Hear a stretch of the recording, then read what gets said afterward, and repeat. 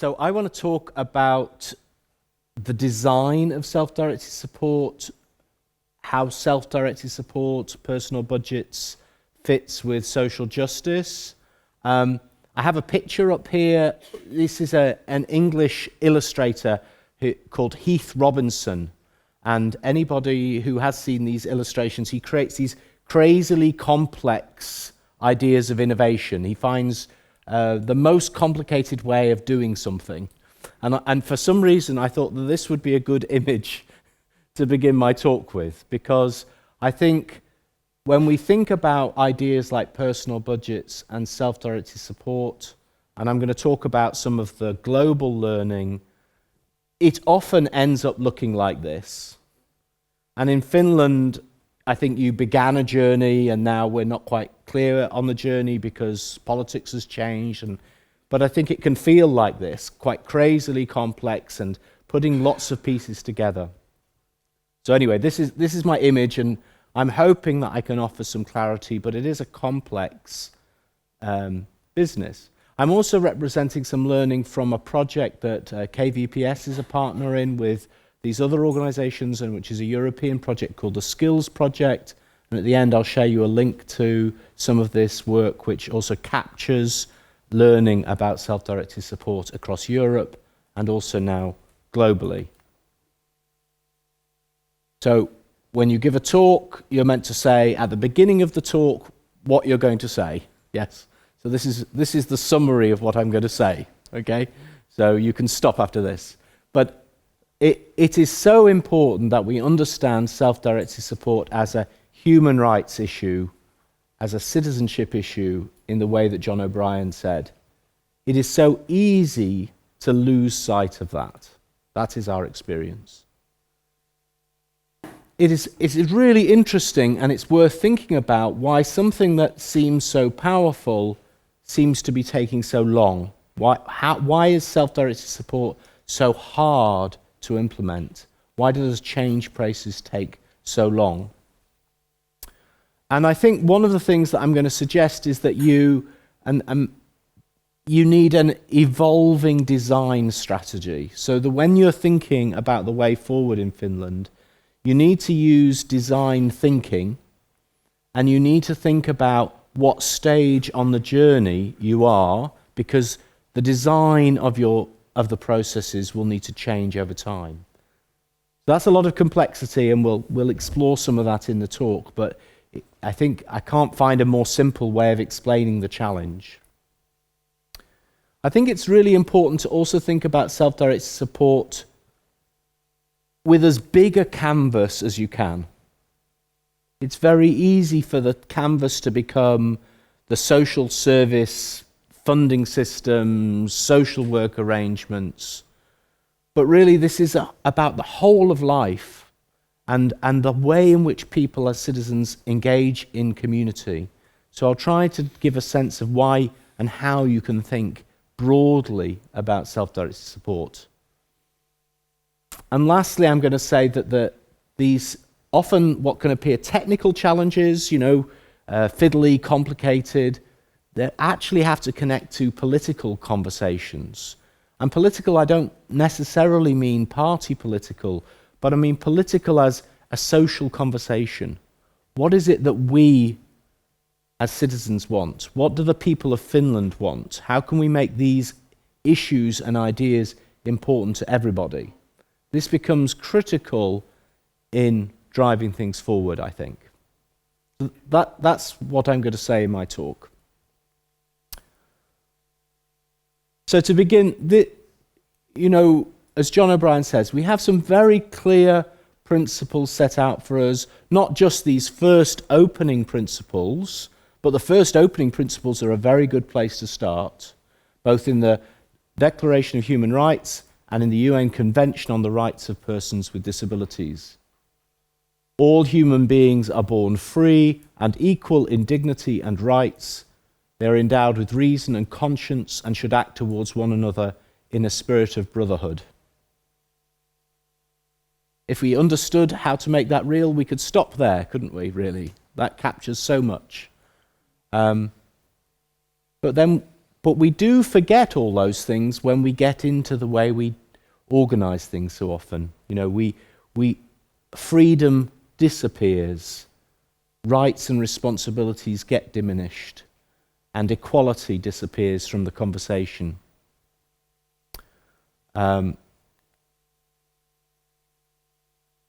When you look at self-directed support, it's probably the best starting point is the birth of the independent living movement in California in about 1965. So self-directed support is almost exactly my age, because that was the year I was born.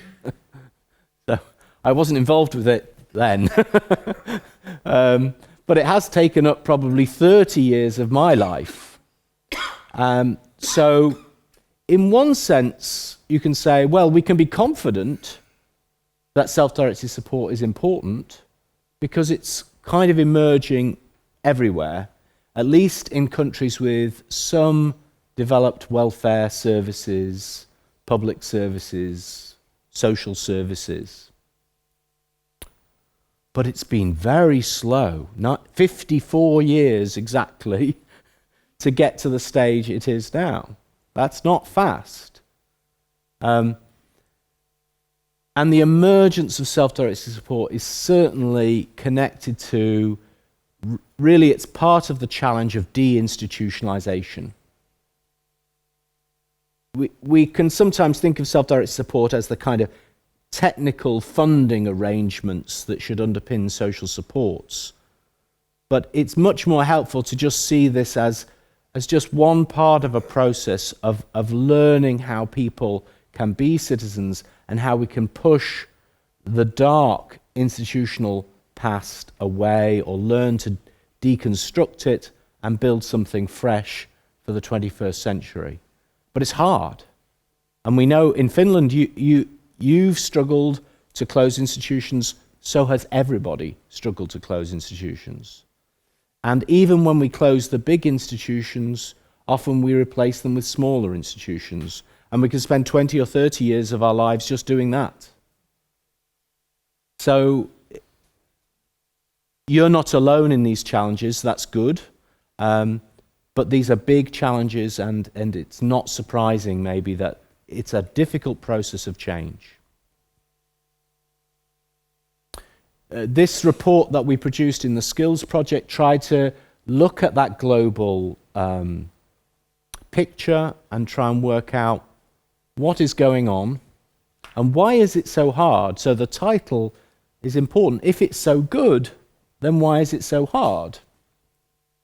It is an interesting question, isn't it?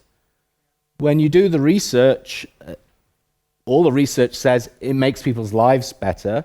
Some of the research says it makes people's lives better and it even costs less. And that's an interesting question, which we can come to. But if you can make people's lives better and probably save money or certainly not spend more money, you would think everybody would be doing that. But no. So we need to think hard about this, and you need to think about how you learn together, and I think about how you connect to the international learning as well.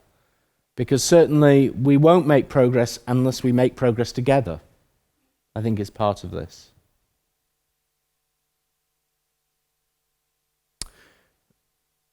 In this work that we're doing in Europe, we've used the English word self-directed support to try and describe the system, the systematic change.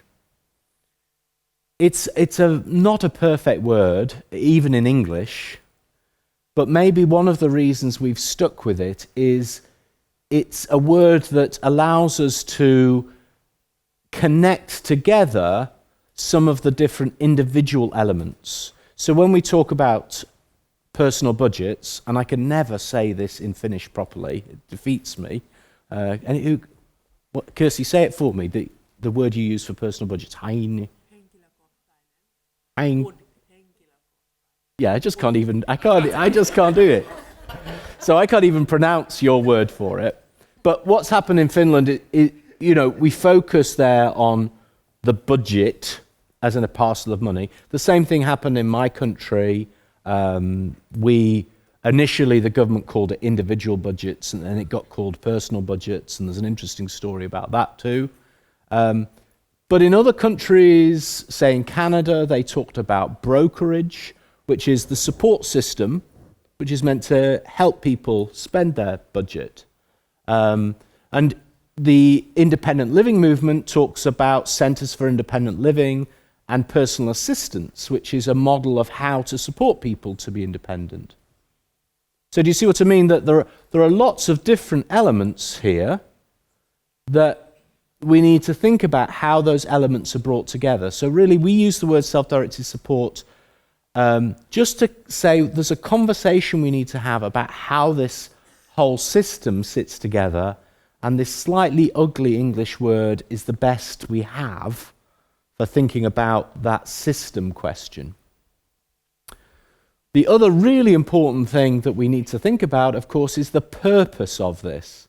So again, people with disabilities sometimes talk about independent living as the purpose, and that is a really good way of talking about purpose. Some of us, myself, John O'Brien, might talk about citizenship as the purpose. Other people talk about a good life as the purpose. None of these are the wrong answer, obviously. They're different ways of looking at things. But again, it's important to distinguish what we're trying to achieve from how we're trying to achieve it and the mechanisms and architecture. So that rather fussy graphic is meant to just offer something to help clarify our thinking. There's something about the technological components, the bits, then how we bring those things together, and then what are we really trying to achieve? These questions come up a lot if we think about innovation and design, and these two images here, did you know that there was something called a radio newspaper? And it never took off, did it? So, I don't think, unless it did in Finland. So it sounds like a really good idea. It's an innovation, but really it's a failed innovation, isn't it? I mean, we did have a version of it would be a fax machine that was around for a while, and still people ask for your fax number on things, which it's just a mystery who's faxing things anymore. But there is a big difference between innovation, creating something new, creating something more complex or different, and good design, which may be based on innovation, but design is something that works and that people want and is easy to use and has a real quality that we enjoy. Finnish people understand design because it's a big part of your culture, and I would say that it's one of the things you should really focus on in your thinking, because the qualities of great Finnish design, its humanity, its simplicity, its beauty, are things you want to see in the systems you develop. And what is the purpose of all of this? Well, it isn't a watch or anything. It's something much more important than that, isn't it? The best things in life aren't things. Why are we doing what we are doing? I think the answer is we are meant to be enacting our citizenship and supporting everybody into citizenship. Why does a system, a society, a welfare state like Finland invest in its own people? Surely to help them be citizens who will take care of each other. Yes? So this is not a selfish or materialistic exercise.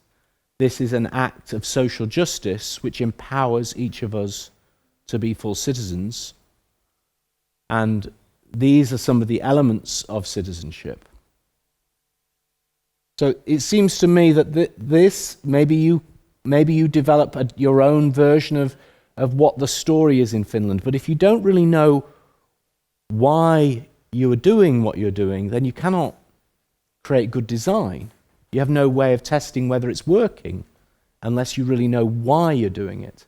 You're not doing it to have a system of personal budgets. You're not doing it to have self-directed support. You're doing it to advance citizenship. One of the early experiments in self-directed support in England, we had control over the testing process.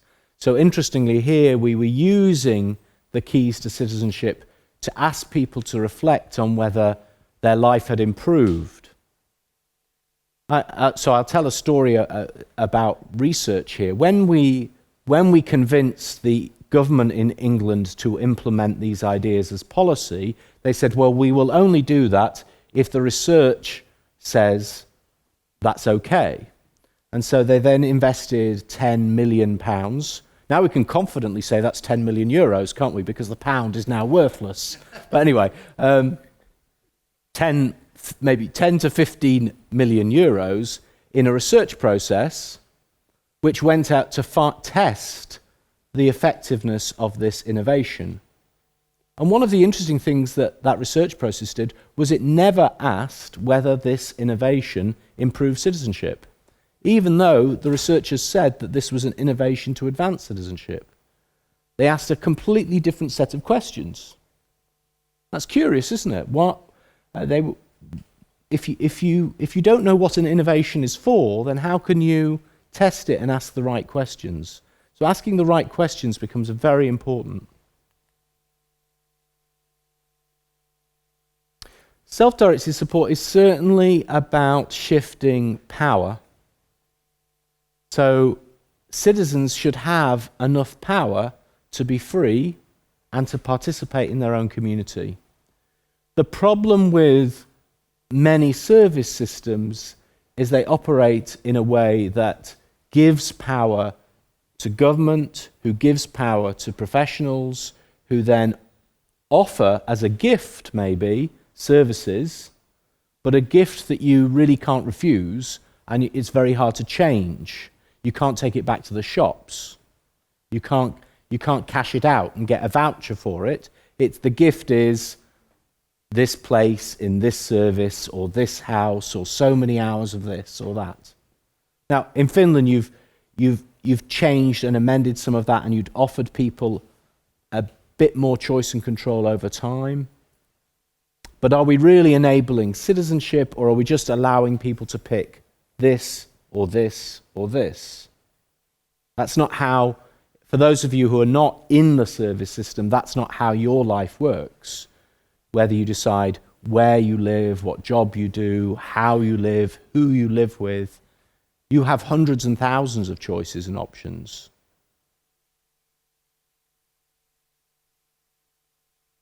When we start to think about this as a process, how to make this shift in power, then what we confront are critical questions of entitlement. What am I entitled to as a citizen? Particularly, what budget am I entitled to, but other rights as well. How do I have freedom, vapaus, freedom to make decisions? And for people with intellectual disabilities or mental health problems as well, that means how do we give people good support that means that their voice still carries? Yes? So when people maybe have communication difficulties, that means it's harder to listen to them, then we need to find ways of enabling people's freedom, not switching it off. And then citizenship means contribution. So how are people enabled to exercise their freedom, to use their resources in community? And that bill, though, addressing those questions of freedom, entitlement, and participation enables us to support people to live lives of citizenship. So, again, there are lots of differences in different countries about the design of self-directed support, but I think it's reasonable to say that systems tend to have this kind of approach, which says, well, we need to try and give people control over resources, give people control over resources that can be flexibly used, We need to support people to do their own planning, so to shift authority to them. We need people to be able to use those resources to get into community and participate in community.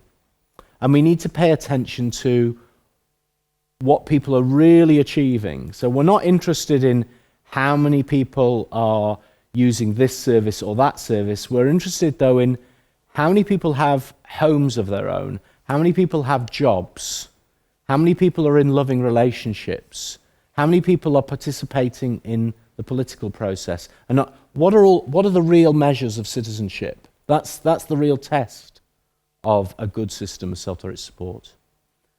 The big challenge, which is at the top, is often we have systems where the money is locked into services. And it's the services and the service system where all the commitments to spend already exist. So we have to kind of extract that resource and empower citizens with that resource. A really useful additional tool for thinking is this idea of real wealth. This was developed by my friend Pippa Murray, who is a mother of a son who has died now, but has very complex disabilities, and she worked with families to think about what makes a family strong. And she said, Simon, these personal budgets are very nice, but they're really only a small part of what helps people be strong. So it's really important that we don't get so focused on the money, we forget what it is that enables people to be strong, to make good decisions, to build a better life, to achieve citizenship. And so, working with Pippa, we identified these kind of 4 key elements with a 5th one in the middle. So the resources are certainly important. And personal budget is one resource, an asset, money. There are other resources, the house you have, the time you have, the energy you have. Perhaps even more important than those kind of resources are the internal resources, your gifts, your strengths, your interests, even your needs, the things that make you you, yes? And then there are the relationships in your life, the people you know, the families you know, your family, their families, the neighbours, the people that you're in your community, your colleagues. And then there's the community itself. You can't be a citizen unless there's a community you can be part of. So it's one of those chicken and egg things. You can't have a community without citizens, but you can't have citizens without community. And the richer and more inclusive and more open and accessible your community, then the easier it is for you to be a citizen. But Pippa said the most important thing, which we've always struggled in translating this into Finnish, I'm not quite, so resilience, I guess, is the Finnish word we've settled on, but sometimes in English we talk about the spirit, but we mean the kind of, just that part of you that's able to even take something bad and turn it into something good.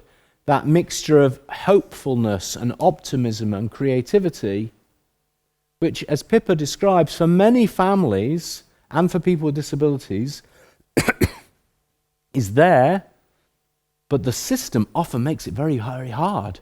Families say often it's the low expectations, the battles with bureaucracy, those are the things that really pour water on the flame.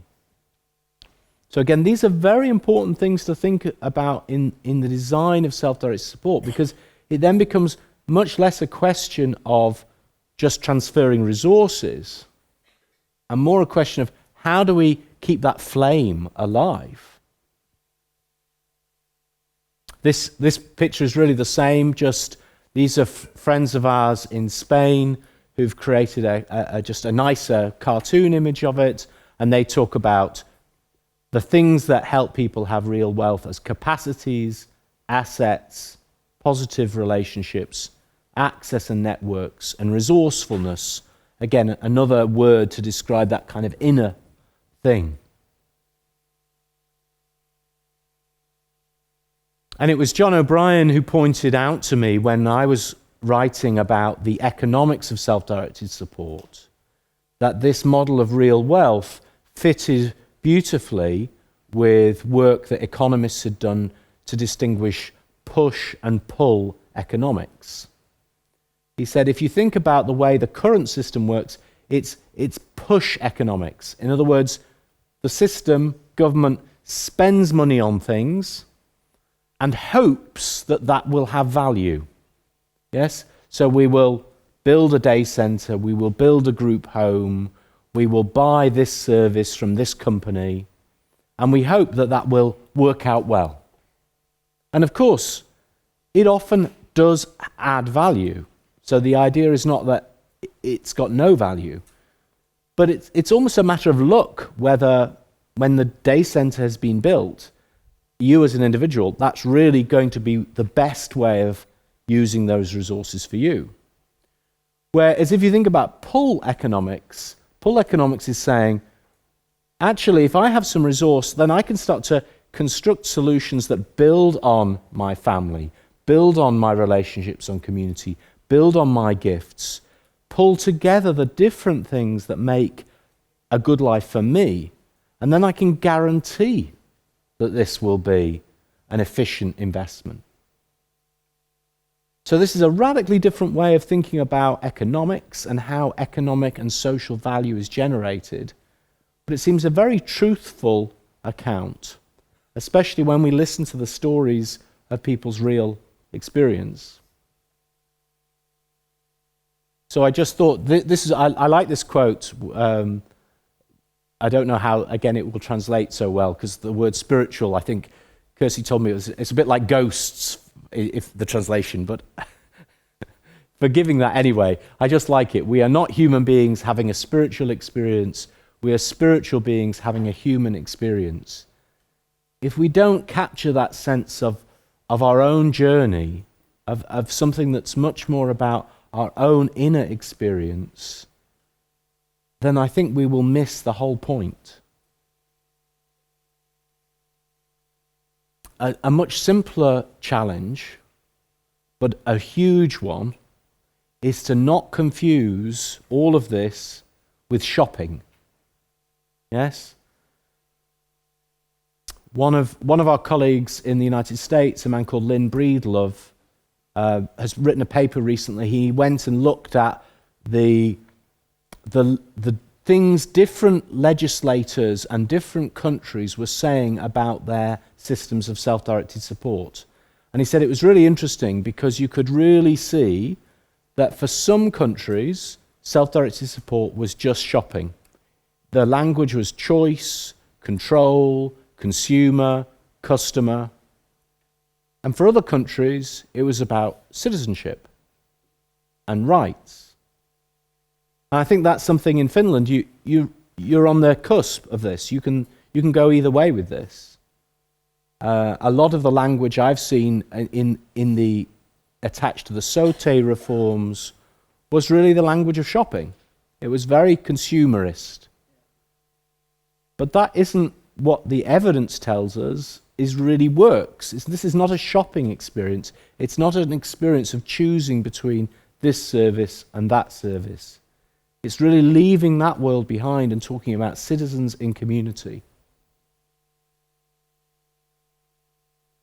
So one of the things we need to do, I had to put both images up because I can't remember what the Finnish means in this. We've translated lots of these for our work, and sometimes I remember what the words mean, but sometimes I don't. But one of the things we need to think about are what are the design principles for the system.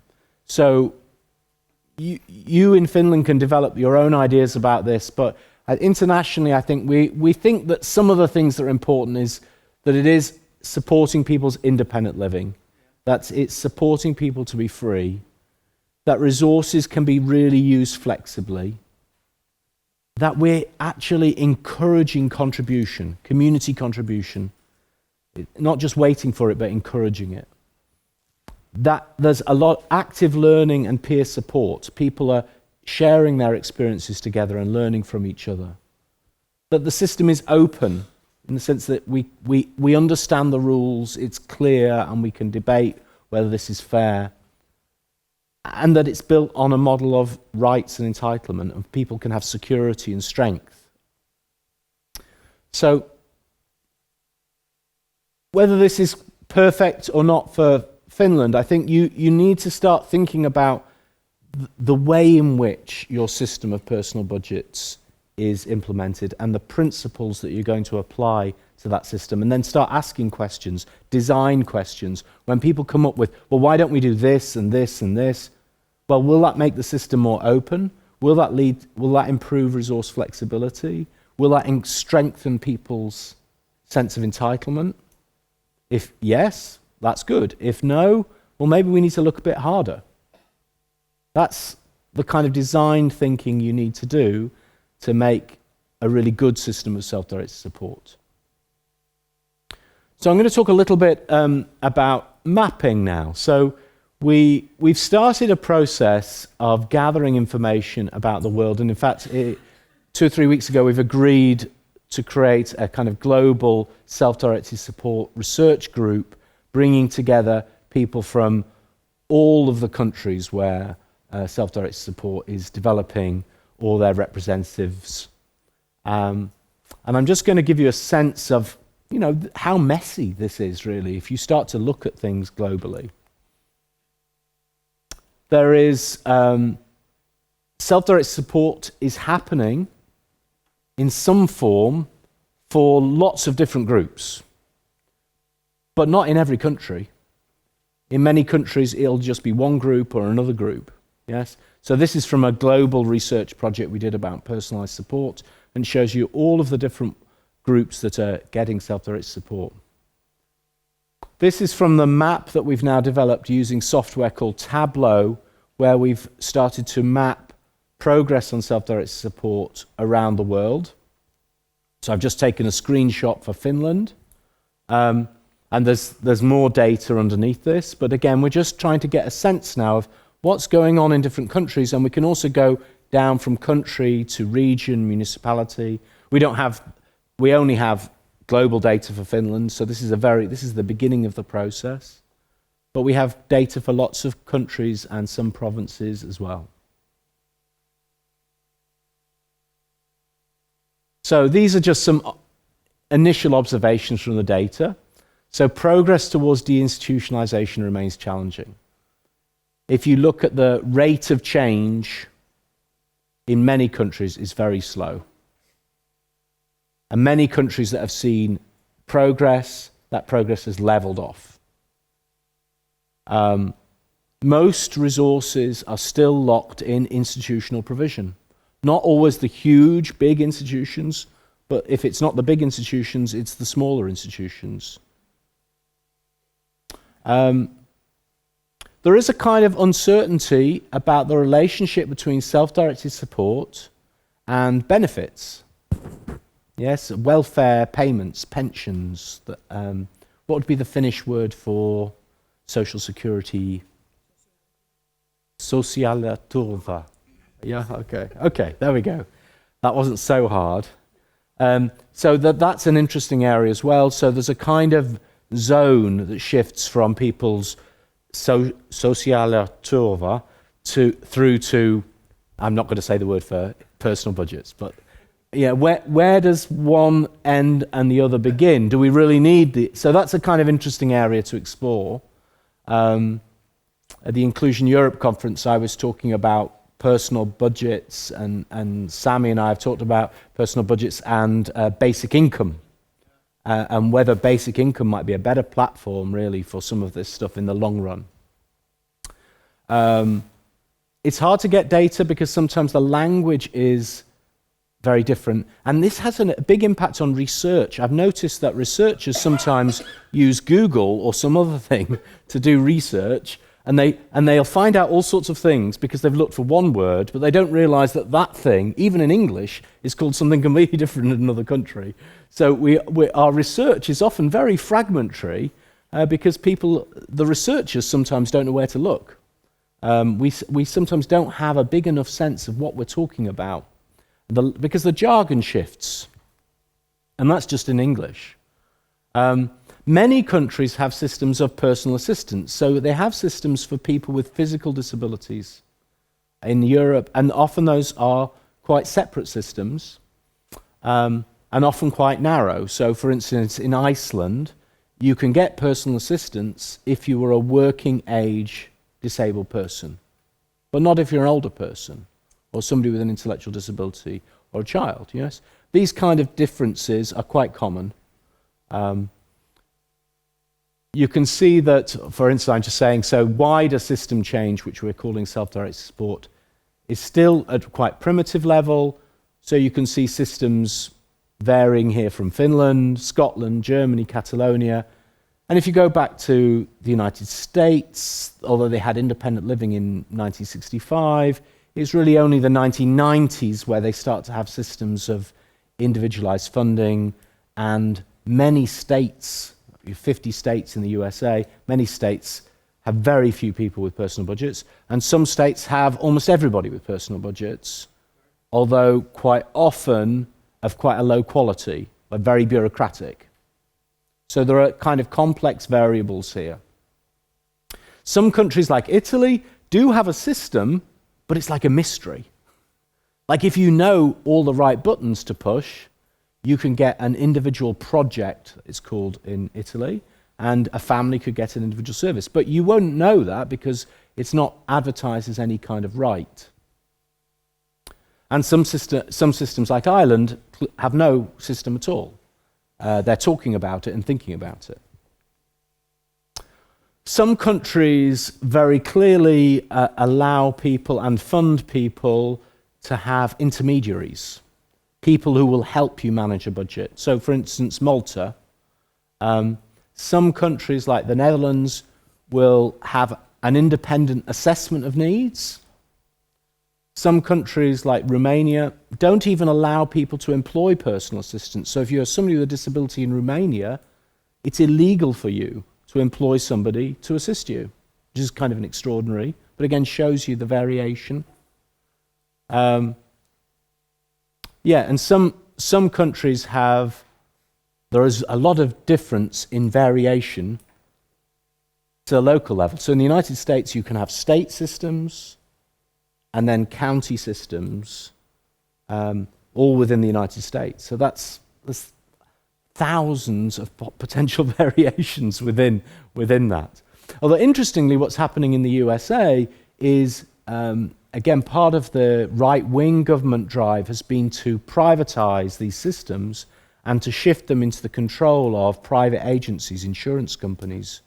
John O'Brien talks about this as cog world, like a machine. So you start to get these kind of bureaucratic agencies that manage insurance claims taking over disabled people's lives. So again, sometimes this is described in a very positive way, but the experience that people have is sometimes not so positive. Yes, there's a big difference. In England, the law says that you should be able to use your personal budget in a very flexible way, and yet we have 150 municipalities who usually take most of that flexibility away. Just kind of say, oh no, you can't do that, you can't do that, you can't do that. So again, there's a big difference between what the law says and what reality allows. Yes, some countries like Canada had the system of brokerage, which has never fully developed, but in Flanders, in Belgium, they now have a system of funded brokerage. So you would get help to organize in the first year of your support, funded support to organize your own support. In some countries, the state manages the system, like in Scotland and England. In other countries like the United States, the whole system is subcontracted. And Australia is an interesting example, and Kate will talk about that, where it's kind of semi-subcontracted to a arm's length body. And all of this is still, we've got lack of funding in most places, high regulation, low levels of funding, often high eligibility, And some places, I don't think in Finland, but in many places like in England, high means testing. So you can only get the support if you are poor. Now, many disabled people are poor. That's not a good thing. You've created a system that entraps people in poverty, in fact. So that was a very messy tour around the world, but it's really just to go, it's a bit like that Heath Robinson picture at the beginning I'm sharing. It is complex. It is what you cannot do in Finland is say, I know who's doing this beautifully and brilliantly now. Let's go and steal their model and bring it back to Finland. You just can't do that. There are good things happening all around the world, and there are some bad things happening all around the world. You're going to have to find a Finnish solution. I hope that we can create in Finland, you can create in Finland, the next highest standard. We got to raise the bar all the time.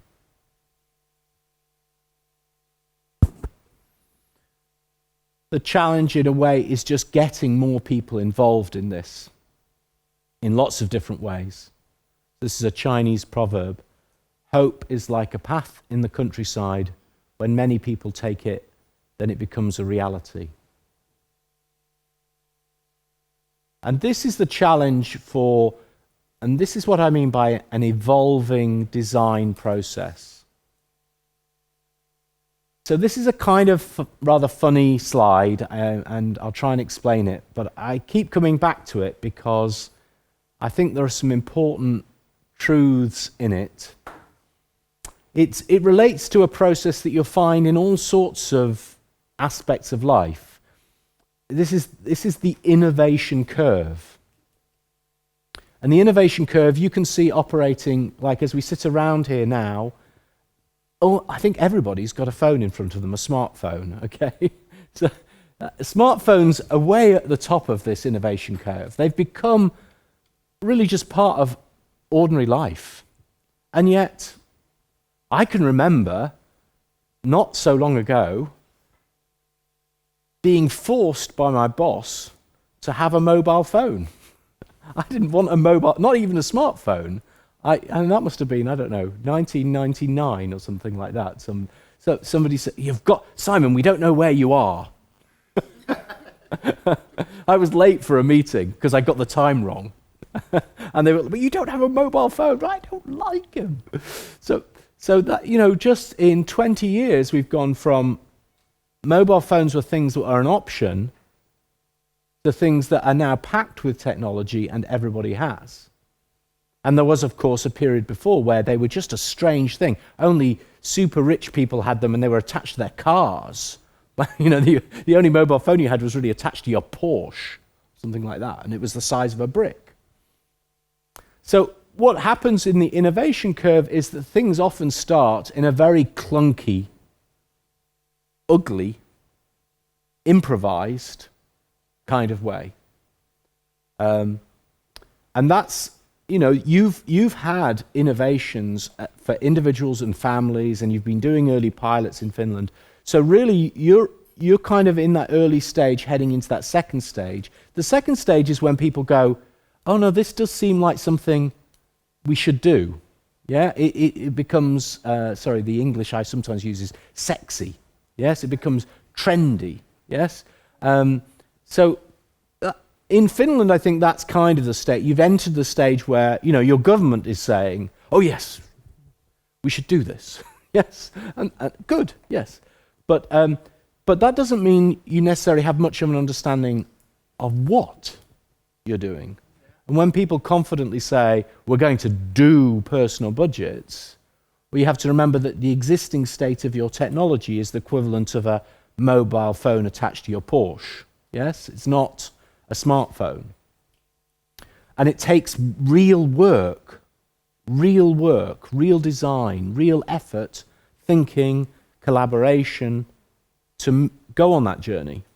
So you're just at the beginning stage of that journey, and the challenge is to go as far along that journey, maybe to the top.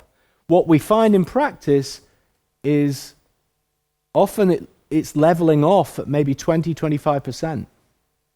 And that's because the system tends to fight back. It's not a straightforward innovation. It's a political innovation, and there are people who are going, well, I don't think we necessarily want to give disabled people that much choice. Maybe some people can have choice and control, but not those people. And we don't want to have our services affected by self-directed support, yes? So there's a politics to this. Because this is about power, accountability, freedom, and freedom is never given. You have to work for it. And a lot of the interesting work happens in that green space.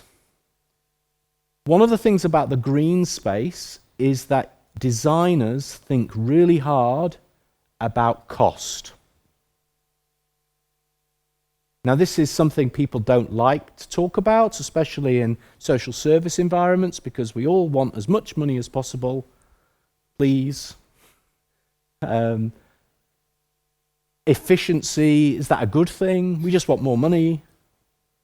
But really good design comes about thinking about how do we make this efficient?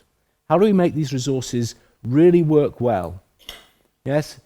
Steve Jobs sold us smartphones, still at quite a high price, but because he made them affordable to most people. And he made them not just affordable, but easy and fun to use. And that's the challenge. You need to create something that's efficient for the system to grow at scale, and that for people and families, it's easy. Yeah, it's easy, it's fun. It's not, I've got to become an accountant, I've got to run a business, I've got to do all of this stuff now. If that's what you're expecting of people and families who already have plenty of things to deal with, then your system will stick down at about the 20% level. If you liberate people and you get the system on board, then you can get up to the 100% level. But you have to make it easier. I think that's a good challenge for Finland. I think you could do it, but it is a challenge. It's not the natural way the system goes. The natural way the system goes is it pushes back, it imposes complexity, it imposes bureaucracy. I don't know if people have seen this slide before, but it came to my mind as, so you can, up here, how the customer explained it. Sometimes what we ask for isn't actually the thing we really need. So sometimes our own ability to understand things is not perfect. Then we find how the project leader understood it. And often you'll find that, I certainly saw this in England, in the early days, the people who were doing self-directed support were people who wanted to do it, so their understanding was clear. But when it became a government idea, often the people who were doing it were just thought this would be a good job, and they take it over, and they don't really understand the principles behind it, so they end up, can you see that that's a swing that can't swing? It looks like a swing, but it can't swing. And we saw an awful lot of that in England. How the analyst designed it, one of the other things we saw in England is when the government supported the idea, lots of, and we also have the business consultants, I think these are in similar categories, and how the programmer wrote it. These are three different, completely pointless, stupid ways of designing it. And we had lots of that as soon as there was a lot of money around and that consultancy companies could get that money. And they would spend tens of thousands of pounds building IT systems and all sorts of things that gave them money and are now completely redundant. After austerity and the cuts that came in 2010, all that money was just poured down the drain. How the project was documented. How much learning are we doing about self-directed support and how to do it well? And the lessons, positive and negative lessons. Usually very little, and it's usually all inside our own little box. We're not talking together about things. What operations installed is just, yeah, I'm not quite sure that this is probably more a computer thing. How the customer was billed, that's definitely how it worked in Britain. Yes. How it was supported. It's just a tree cut down. But this is also very important. There's a very important general lesson for self-directed support. Often when people are thinking about self-directed support and the system design, they start dreaming of a world that doesn't exist. They start imagining that suddenly a whole new branch of professionals will come into existence, that families will be different to how they are, disabled people will be, that actually they forget the most important fact. We are the community that we are talking about, and it's really just about us. Does that make sense? It's about how we behave to each other and how we support each other.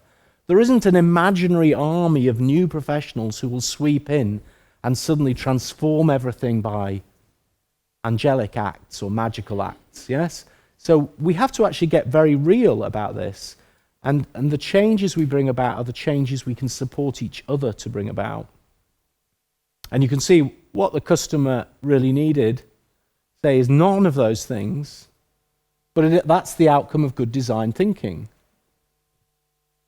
It's something that will work for people of all sorts of different ages, yes, and it's flexible, and it's cheap.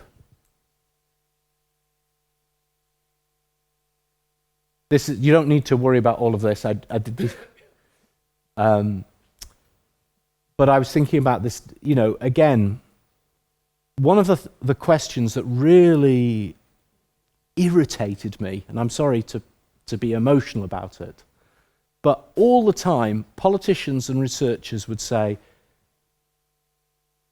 is self-directed support, is personal budgets efficient? Is it cost-effective? Yes? And I would say, well, it depends on how you design the system. You can design self-directed support to be efficient, and in some cases we saw huge efficiencies. And you can design self-directed support to be expensive and inefficient. And if you think about the kind of things that will lead to increased efficiency or reduced efficiency, they rely on important details. It's not about big words, like, we're going to do this. No, you actually have to understand, how will the assessment work?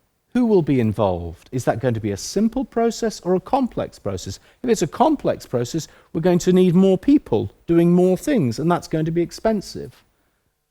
If we only allow people to spend their money on very limited number of options, then we can guarantee there's no capacity for innovation in the system. Therefore, many of the inefficiencies will never come into the system. How am I doing for time? Yeah, so all these slides are available. I'm going to just skip this so I get to the end on time. But this is very important thing for you in Finland to think about. Don't allow the question to be, is this efficient or not? But welcome the question, how are you building efficiency into your system? That's a good question. That's the question you need to be willing to ask. I would say the positive things you need to think about is trust. Not trusting people is very expensive. The more trust you generate, the more efficient your approach will be. Scale matters. The human scale matters. I think Tim will share some stories later on, but the things that often make a difference happen in conversations. The self-directed support system is background that can be helpful or unhelpful, but the actual change is a conversation, a different way of seeing things, a new start. Yes? So if you imagine everything that it's just some gigantic machine that's bringing about change, you'll miss the key, which is this has all got to be at that human scale. And that means that we have to be very wary of systems that are so centralized, we've lost sight of not just the citizen, not just the family, but the local community. Because a lot of the really interesting things happen at the level of community. It's very easy to talk about human rights. Governments like human rights, and then governments don't like entitlements. But entitlements are just human rights that mean something. Like, what am I entitled to? So one of the big battles in self-directed support is really about converting resources into entitlements so this is Sammy's budget. It's his budget. It's his entitlement. That becomes critical for achieving security, confidence, and innovation for Sammy. If this is really if I'm the Finnish government and it's my money, but I'm kind of pretending Sammy can have some control over it, then we're in a very different place. And Sammy's opportunities to really explore what he would do quickly become much more limited. Citizens are free and responsible. Don't be scared of citizenship. Don't be scared of responsibilities. People with disabilities are not begging to be seen as lesser, but to be seen as equal. Yeah. And being an equal means having responsibilities and having the right to those responsibilities. One of the things, as I said at the beginning, that we need to think about is where are the support systems going to come from? They don't have to come from always the normal places. So social work is a good support system, but a school can be a good support system. A community organisation could be a good support system. So start thinking about what's supporting people in a much broader way, because people are not living their lives in daily conversation with their social worker. Or if they are, their life is not going well. Yes? So good lives are led in community, and the support people receive comes from that community. So we should think about the support for self-directed support that way. We did some work in a school, Pippa and I, where there were a couple of interesting things happened. We helped families identify their budget before their son or daughter left school, and that enabled them to plan what would come after school. One of the big financial benefits for that was by telling families what they were entitled to early, families stopped demanding residential schools many miles from their own community. I don't know if that's a problem in Finland, but in England, families often, as a rational strategy, will almost demand very expensive solutions because they love their child and they want their child to have the best. And if it's a bit like that swing with 3 levels. If you want the best for your child, then you're going to want the most expensive thing and the most professional thing. And unfortunately, that often means the wrong thing, even though families are wanting it. Some families are wanting something that doesn't make sense. And they're doing it because there's no security in the system. If the families have security and control and flexibility, then their expectations shift to something much more positive and meaningful. One of the families, her son, complex health problems as well as intellectual disability, he said, I don't want to go to college, which at 18, I don't want to go to college, I'm fed up with school, I want a job. And they employed personal assistants to help him to get a job, to go and learn skills, and he works in the building trade. Man with very complex disabilities and health problems. And one of the great achievements for him and that family is that his health problems often led to breathing problems, which would then get an infection in school. During the time he was at school, he was very frequently having to be admitted to hospital with infections. The teachers cared about him, but they're not paying individual attention to him, and they're missing things.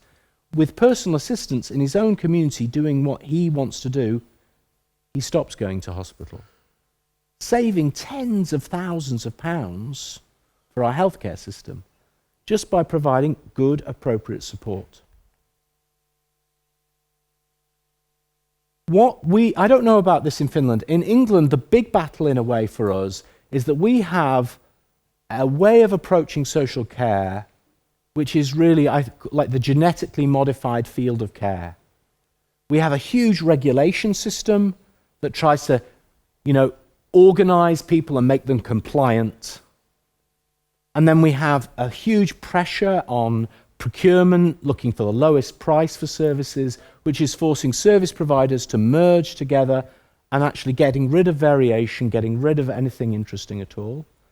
And what it's leading to is people's lives are being locked into a kind of new kind of institutionalization, and some people just escape from the system because it's crazy.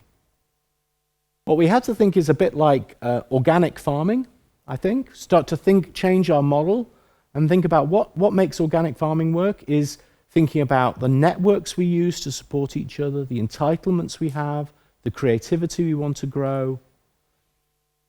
Again, this is one of these bigger picture questions. I think for in most, this cog world, this controlling bureaucracy approach is probably not even just a market problem.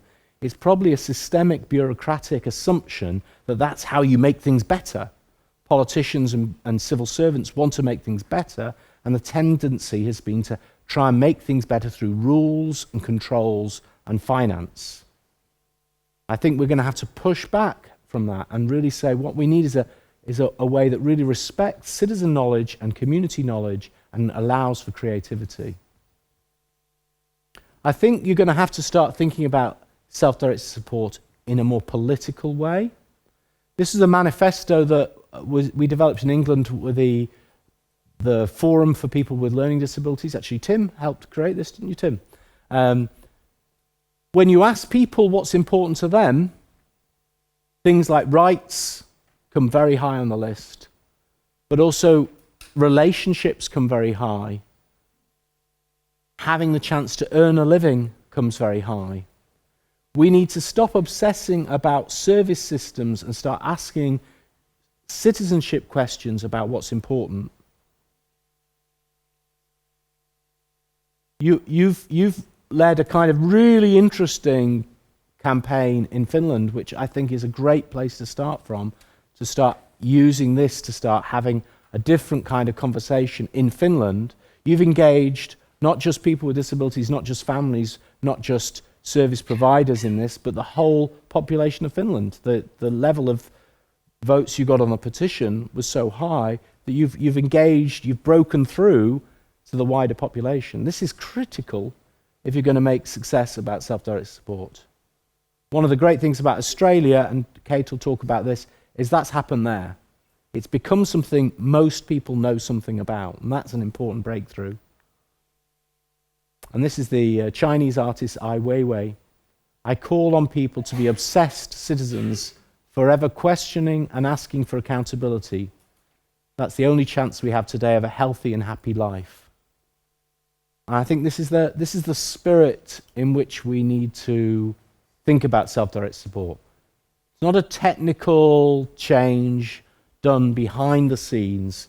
It's something we're doing together, and we're demanding accountability and change from each other. Citizen Network is an organization that's trying to connect individuals and groups around the world. We've got 157 members, 154 this says, but that was an old screenshot. So I'd encourage you to think about joining, because and this is one of the things we talk about, but we also talk about other aspects of citizenship. There are lots of things you can read. These are all things on the Centre for Welfare Reform's website. So my organisation is a citizen think tank. That's Marcus's word, but I've stolen it. Citizen Network is a global cooperative. Enil have really good overview of research on personal assistance schemes across Europe. The Canadian Institute for Inclusion and Citizenship has a global self-directed support research database, so all the research and self-directed support is gathered there. Self-directedsupport.eu is where the skills online learning platform is, and you can, for free, go in there and learn about self-directed support. Self-directedsupport.org is the Citizen Network project, which is where we're hosting the global self-directed support group. And WACE, which is the one at the bottom, is the Australian group, which is really leading our efforts around personalised support. So that's the efforts of support providers to provide more flexible, individualised support. And that's me. I went a bit over time, sorry.